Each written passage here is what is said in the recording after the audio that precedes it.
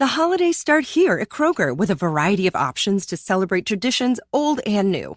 You could do a classic herb-roasted turkey or spice it up and make turkey tacos. Serve up a go-to shrimp cocktail or use Simple Truth wild-caught shrimp for your first Cajun risotto. Make creamy mac and cheese or a spinach artichoke fondue from our selection of Murray's cheese. No matter how you shop, Kroger has all the freshest ingredients to embrace all your holiday traditions. Kroger, fresh for everyone.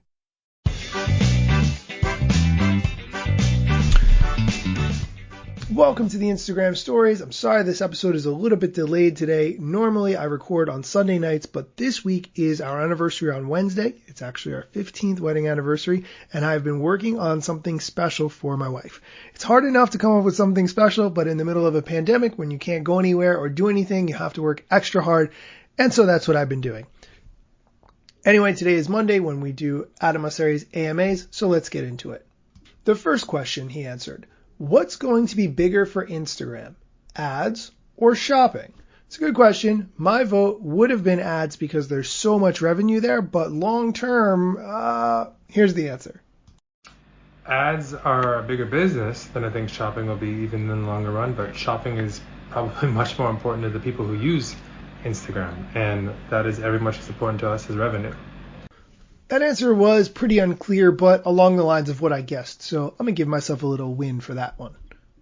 Next question: what do people misunderstand about big tech? Here's the answer. It's a great question. I think probably people misread our intent. They assume everything we do is just to try and make money. But people in tech are optimists, often to a fault, and most all that we do is usually just to try and create something useful, and people don't always understand that. I do agree with this point, but ultimately, and this is the thing, it is very hard to understand sometimes because you want to think about Instagram as giving you a place to grow. They only exist to make money. I hate to be so brutally honest about it. They say all the time that the point is to give you a place to connect with the people and the things that you care about. But at the end of the day, it is about the dollar and the bottom line. Otherwise, you would have way more reach organically and you wouldn't have to pay for ads. The next question is about leaks. And before I play the answer to the question is, leaks can be a mechanism for whistleblowers. Isn't that a good thing? I want to just give a little bit of the background to this story. So basically, a Facebook data scientist left Facebook and gave a detailed account of how little Facebook was doing in order to address the hate that is on the platform. The employee wrote, quote, "With so many internal forces popping up the production of hateful and violent content, the task of stopping hate and violence on Facebook starts to feel even more Sisyphean than it is already." The employee wrote this in their badge post, which is a traditional farewell note for a departing Facebook employee. The post continues, quote, "It also makes it embarrassing to work here," end quote.